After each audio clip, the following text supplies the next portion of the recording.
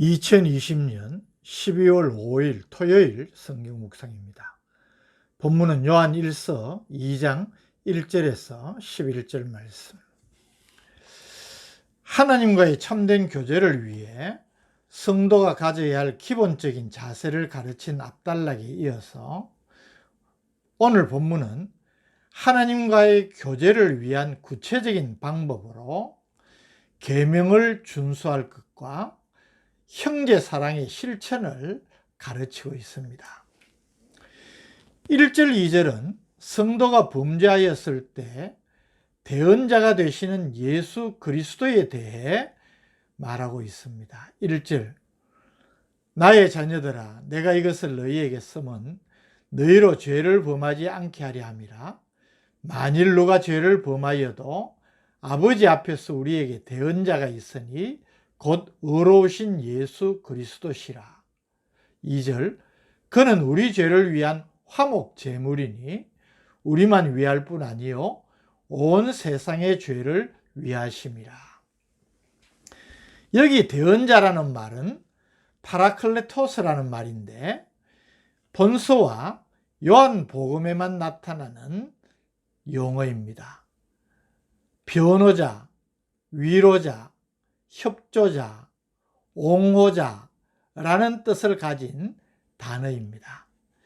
요한복음에서는 다른 보혜사 그렇게 번역이 되어서 성령을 가리켰지만 오늘 본문에서는 예수 그리스도를 가리키는 말로 사용이 되었습니다. 성도가 범죄하지 않는 것이 합당하겠지만 만일 범죄하더라도 사함받는 길이 있다는 것입니다. 그것은 곧 우리를 위하여서 자신을 화목제물로 드리신 예수 그리스도의 대속이라는 사실을 말하고 있는 것입니다. 3절에서 6절은 주의 계명을 지키는 자가 진정으로 그분을 아는 자요 참으로 하나님과 사귐이 있는 자라고 말하고 있습니다. 내가 누군가와 교제한다는 것은 그를 잘 안다는 것입니다. 잘 모르는데 사귀고 있다 혹은 교제가 있다고 말할 수 없지 않겠습니까? 3절, 우리가 그의 계명을 지키면 이로써 우리가 그를 아는 줄로 알 것이요. 성도는 어떤 존재입니까? 성도란 그리스도의 대속의 은혜를 깨달아 알고 그를 영접함으로 하나님의 자녀가 되고 하나님의 백성이 된 사람들입니다.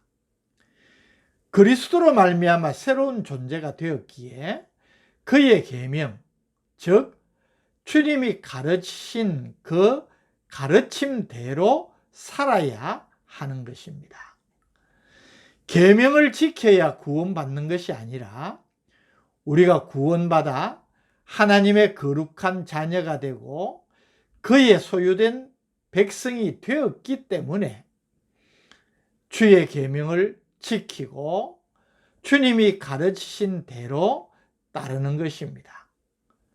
때문에 우리가 계명을 지킬 때에 그것이 바로 우리 자신이 하나님을 알고 사귐을 갖는 존재라는 증거가 된다고 말하고 있는 것입니다.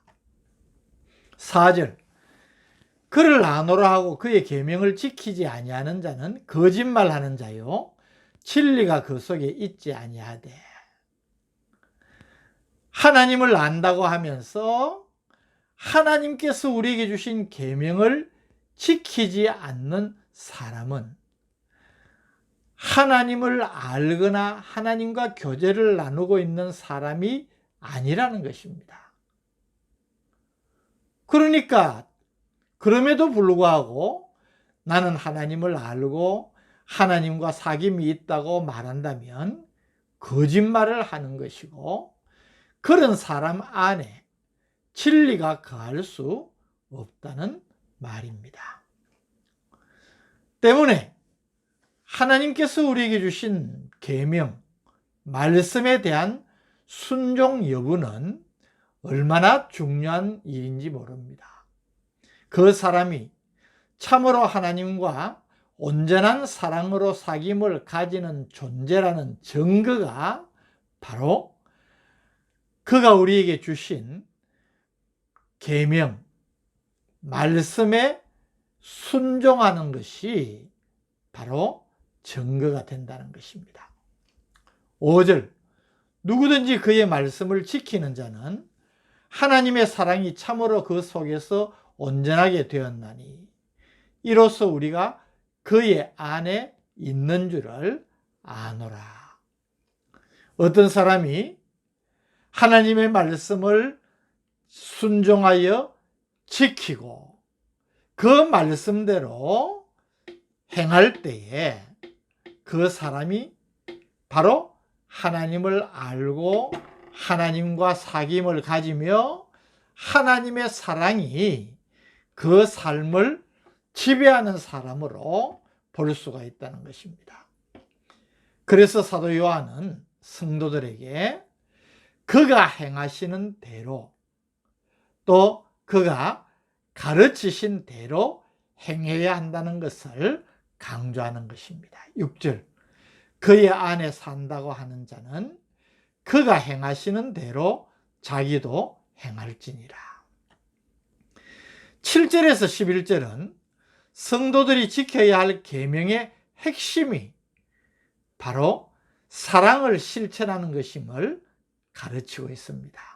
7절, 8절, 사랑하는 자들아, 내가 새 계명을 너희에게 쓰는 것이 아니라 너희가 처음부터 가진 옛 계명이니 이 옛 계명은 너희가 들은 바 말씀이거니와 다시 내가 너희에게 새 계명을 써노니 그에게와 너희에게도 참된 것이라.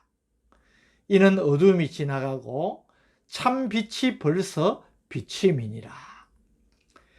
헬라어에는 새롭다는 의미의 단어가 두 개가 있습니다. 하나는 네오스인데 최근의 것, 새롭다는 것이죠.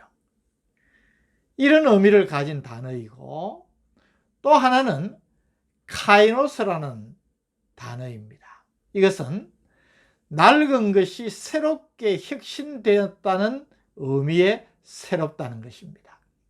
그래서 오늘 본문 7절, 8절에 나타나는 이 새 계명이라고 할 때에 이 새라는 단어는 카이노스라는 단어입니다. 전에 전혀 주시지 않았던 지금 새로 주시는 계명이 아니라 구약에서도 이미 주어진 계명이라는 의미입니다. 그런데 그 계명을 우리 예수님께서 새로운 차원으로 보여주셨다는 것을 말하는 것입니다. 그래서 사도 요한이 강조하는 새 계명은 9절에서 10절 말씀을 보면 사랑의 계명이라는 사실을 알 수가 있습니다. 9절, 빛 가운데 있다 하면서 그 형제를 미워하는 자는 지금까지 어두움에 있는 자요. 이 구절은 1장 6절의 만일 우리가 하나님과 사귐이 있다고 어둠에 행하면 이라는 구절과 2장 4절의 그를 아노라 하고 그의 계명을 지키지 아니하는 자는 라는 구절을 더 구체적으로 설명한 것입니다. 즉 형제를 사랑하지 않고 미워하는 자는 빛 가운데 있다고 하지만 여전히 어둠에 있는 자라는 지적을 하고 있는 것입니다. 이처럼 사랑을 행하여 빛 가운데 있으면 하나님과의 교제 가운데에서 진정한 평안과 기쁨을 누리게 됩니다. 10절, 그의 형제를 사랑하는 자는 빛 가운데 거하여 자기 속에 거리낌이 없으나, 여기 거리낌, 이 스칸달론이라는 단어는 덫, 함정, 올감이라는 의미의 단어입니다. 형제를 사랑하는 자는 환한 빛 가운데 있어서 스스로 넘어지거나 실패하지 않고 평안과 기쁨을 누리게 된다는 것을 말하고 있습니다. 그러나 형제를 사랑하지 못하고 미워하면 11절 그의 형제를 미워하는 자는 어두움에 있고 또 어두움에 행하며 갈 곳을 알지 못하나니 이는 그 어두움이 그의 눈을 멀게 하였습니다. 우리가 눈이 있어도 빛이 없으면 앞을 볼 수 없습니다. 우리가 불을 다 꺼버리면 우리에게는 여전히 눈이 있지만 사물을 분간하지 못하고 어디로 가야 할지를 모르지 않습니까? 사랑을 행하여 빛 가운데 가하면 앞을 밝히 볼 수 있지만 우리가 사랑을 행하지 아니하고 미움을 행하면 빛이 없는 것과 같아서 어두움 가운데서 방황할 수밖에 없고 결국 멸망의 길을 갈 수밖에 없음을 경고하는 말씀인 것입니다. 십자가에서 대속의 사랑을 몸소 실천하신 예수님께서 새 계명을 너희에게 주노니 서로 사랑하라. 내가 너희를 사랑한 것 같이 너희도 서로 사랑하라고 요한복음 13장에서 제자들에게 명하셨습니다.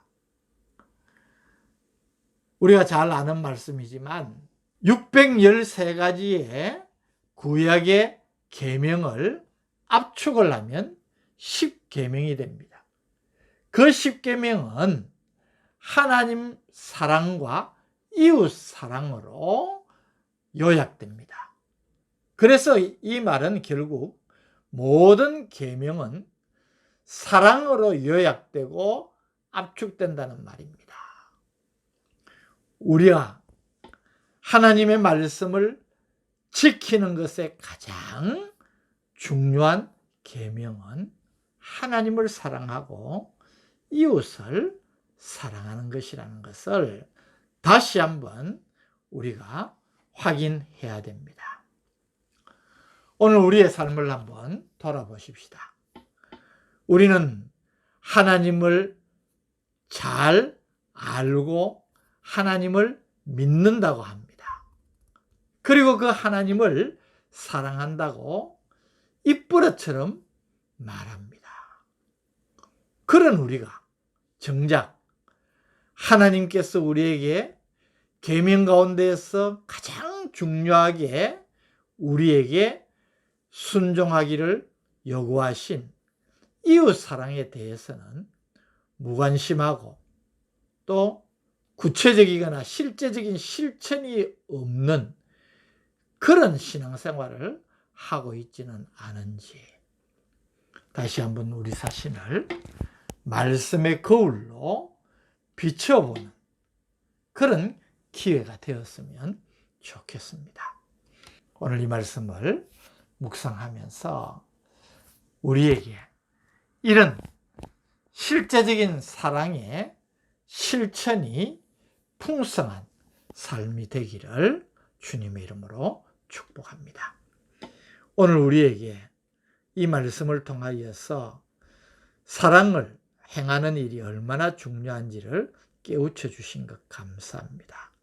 사랑을 행함으로 더 하나님과 깊이 사귐을 갖고 또 우리 이웃들에게도 우리가 하나님의 자녀임을 증거하고 또 감동을 주는 우리의 삶이 되게 하여 주옵소서. 예수님 이름으로 기도드립니다. 아멘.